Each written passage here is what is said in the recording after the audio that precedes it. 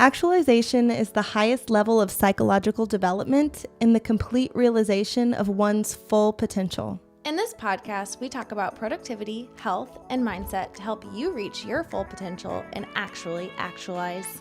I'm Paige. I'm Sydney. Let's get to it. Okay, well, here we go. This is it.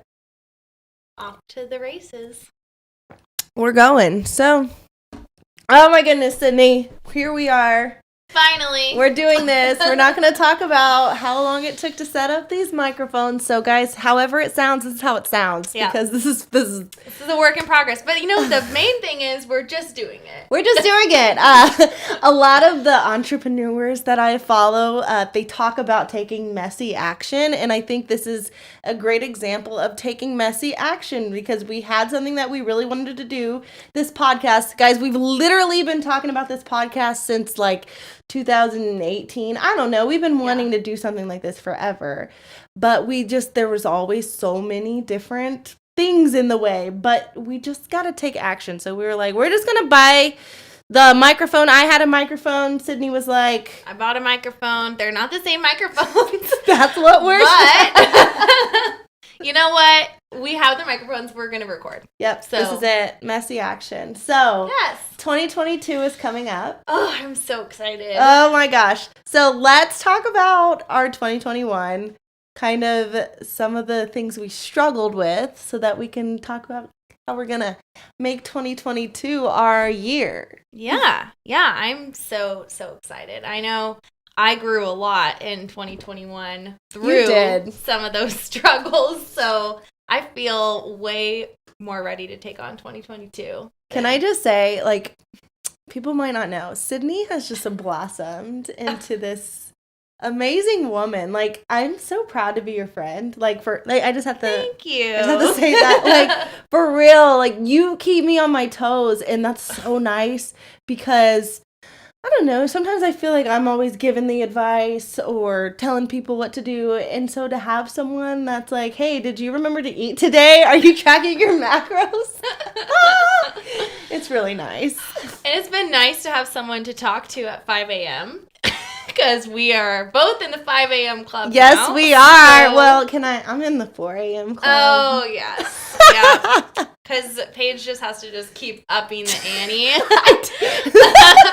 5? Oh, no, I'm going to do 4. I'm going to do 4. Watch. No, one day she got up at 3. Just saying. I mean, sometimes you got to do what you got to do. It's because I don't say no to things, which we'll talk about in 2022. So I don't say no to things. So then my schedule gets jam-packed, and I always tell my husband, I'm like, man, if I didn't have to sleep, I could run the world because that is my downfall, having to sleep. So sometimes you got to wake up at 3:30 to get something done. I'm not condoning that all the time, but sometimes you got to grind. There's a time and a place in knowing when to grind and when to be like. And I will just say from personal experience, Paige can run on little to no sleep. So it's crazy, right? It is really crazy. I don't know how you do it. I mean, you do sleep, but it's not like it's unhealthy.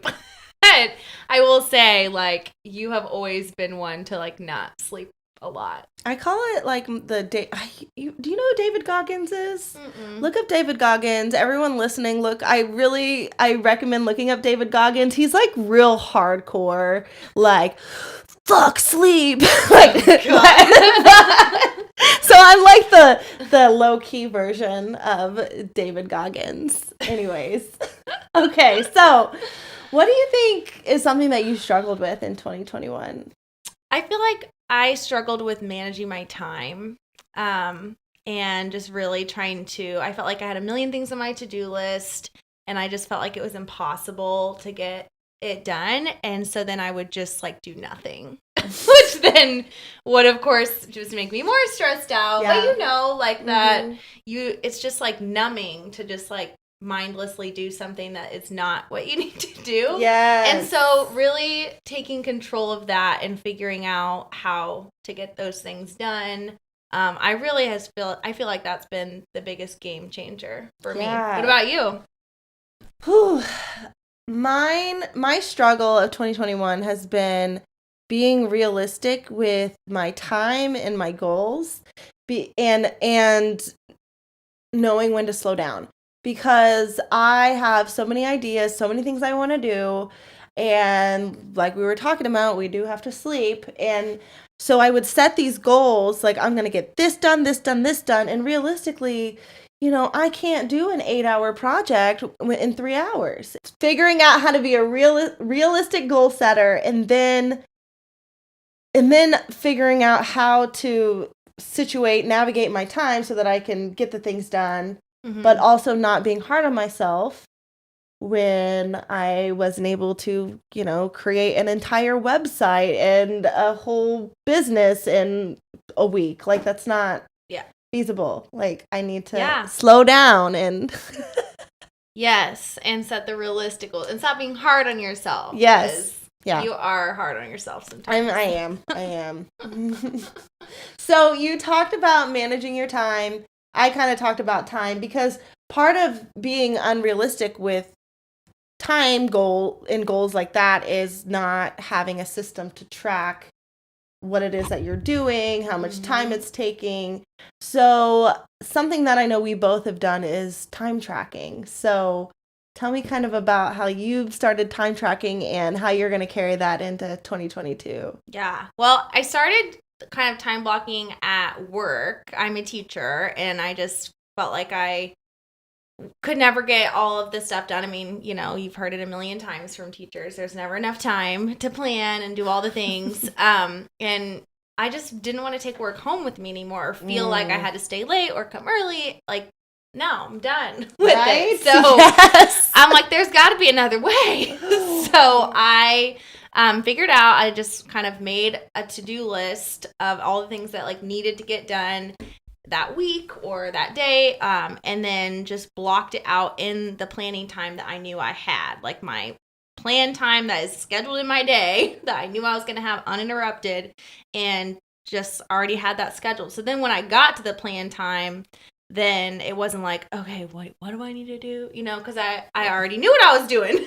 Yes. So there was no, and then I wouldn't get stuck in that, oh, well, there's just too much, so I'm just going to go get some more coffee, Exactly. I'm not going to do that, because I already know what I need to get done, and I, like you said, have arranged it so that I know, okay, this is realistic to get done in this amount of time, because why would I start on something when I know I'm not going to have time to do it, So it started there, and then I just kind of started carrying that into my personal life too, just other things that need to get done. Like, I'm planning a wedding right now, and I just finished grad school, so there's just been a lot of like little things that need to get done, and it just never felt like there was enough time. And so I started time blocking with that stuff too, and it's just made a world of difference. So what do you use to time block? Thanks to Paige, I am using, because at work I was just using like a planner, like a paper pencil planner. But for home, I tried doing that, and it just, that's like work mode. I'm like, I can't do the same thing. Right. So Paige was telling me how she uses like Google Calendar. And so I actually downloaded the Google Calendar app on my phone. Which I need to do that still. Yeah, I haven't done that. Like way more on the app than it is on the like desktop. It's crazy. Yeah. I'm gonna have to do that. And so then I could just time block things that way. Because you can set like goals, and then there are things that can be like recurring goals, like work out, write gratitude, like read personal development. Like those are three of my main big things I want to do every day. And so then it automatically schedules that, and then I can like move them around or whatever if I need to. But then it like will send me a notification like it's time to work out. It's time to I love that. Yes. Not that like I always stick to it super rigidly, but it does help me kind of like stay on track if I get off. Yeah, like for me, so I do the exact same thing. I use Google Calendars, and I block out my time. And so for those of you who don't know, I am a freelance writer, so I work from home, and I manage my own schedule, my projects, my workflow. So if I'm working on an article in the morning, but I'm set to work out at 11 o'clock, when it comes up on my desktop, it's like, go work out. It's like, oh, because I get so focused I can sit and I will just sit there and I won't eat. Next thing I know, it's time to pick up the kids from daycare and I haven't eaten. I haven't taken care of myself. Yeah. So I find it to be a great reminder, especially since all my work is on my computer and then it's just like, oh, it's time to work out. It's like, okay. Yeah. And I set it to remind me 15 minutes before, so that way I can start wrapping up my work, which is really good, really, really helpful for me. Yeah. And I mean, for me, like I actually changed it to set it for like 1 minute before because I use it mostly like in my morning routine and it helps me kind of like transition out of each thing so that I can get, because otherwise I feel like that time, like, that time in the morning that is your time and you just want to like soak it in as much as possible. Yes. And then all of a sudden you look up and it's gone and it's like, for you, time to go get the girls up, or for me, time to go to work. And then like, oh, I didn't do like all the things I wanted to. So it helps me like kind of transition into each part of my morning. So tell us about what you're excited for 2022. What are you working on? I'm excited for my business, really. Just the writing and really streamlining my processes and getting everything organized. This year, I'm really making it a goal to get really good at my finances and really understand how to track them and where my expenses are going. And so I've started some documents and some spreadsheets. I'm meeting with an actual tax person tomorrow, so I feel real official with that. I'm just really trying to put my best foot forward, understanding my money more. Yeah. And can I just we are going to talk about money on this podcast. Yes, because like we as women especially, I feel like don't talk about it enough, and then we feel, for me anyway, I feel like almost dumb sometimes when it comes to money because like we don't talk about it with anybody, or it feels awkward or uncomfortable. Such a taboo subject when it's money. Everyone has to do it. Everyone has to deal with it. So yeah, I'm excited to talk about money. Yes. I'm excited for you to really take control of all of that, because honestly, that would for me be the scariest part of like starting my own business. It's incredibly scary because I have money coming in, but just not really understanding it and not understanding thoroughly like how much needs to go for taxes, how much money do I really have, how much should I be paying myself as a salary. And so just understanding that better, that's a real goal for me in 2022. And I'm excited to, like, I love tools. Like any technology tool I can use to organize my time, I love. So I've been using HoneyBook, which is this is a lot of getting into entrepreneurial stuff. So if you're not into that, just bear with me for a couple seconds. But it manages everything, like your emails, your expenses, you can get paid through there. So I'm really trying to learn a lot about that so that I can put my best foot forward with finances. That's awesome. Paige has been killing it in her business, by the way, you guys. Like, oh, thank you.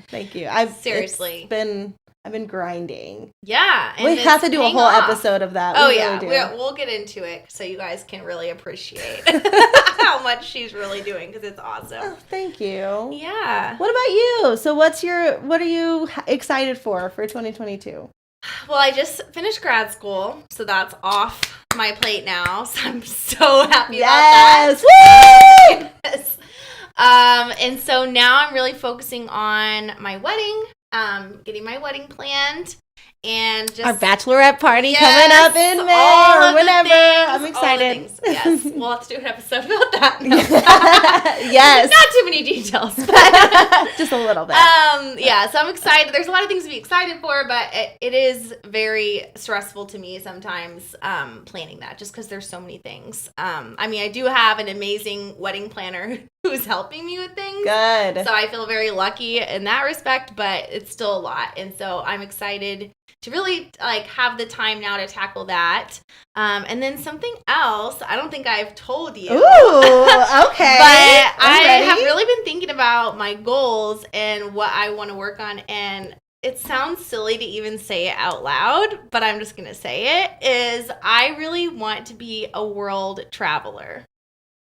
Okay. Yeah, and so like, what does that mean? That means I want to be someone like who doesn't just like, we're planning our honeymoon, of course, and we are planning to go to Europe. Hopefully, with COVID, we can. Yeah. And so that will be my first time ever going to Europe. But I was thinking, I'm like, I don't want this to be just like a once in a lifetime, like we only go one time. Like, I really want to be the type of person who travels like a lot. Yes.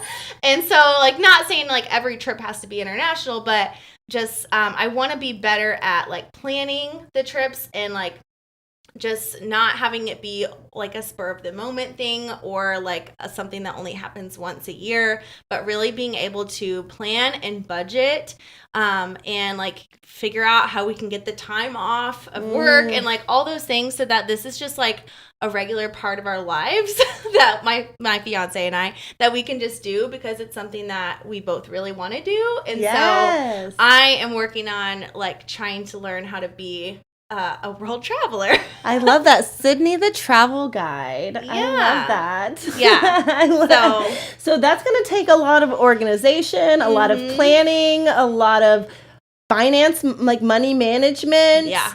Ooh, we have lots of things we can talk about with that. That's exciting. Yeah. I just Miss World Traveler. I just got a book that is like how to travel like smart, and it's like about how to find the best flights and things like that. Because honestly, I feel like that is the hardest part sometimes. Well, I love that idea because that's a goal for our family as well. We want to get out, do more things. We're going to Colorado here in a couple weeks. We've done some small vacations, but we would love to get out and really experience. So yeah, we're gonna have to like do some co-planning. Yeah. Love it. I would love to.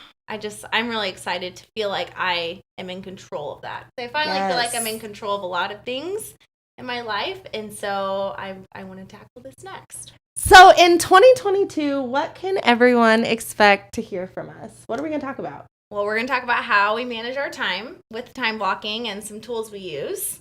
We're going to talk about wellness and how to take care of ourselves, do that self-care, macros. Yes, track fitness, those macros. Yes, nutrition.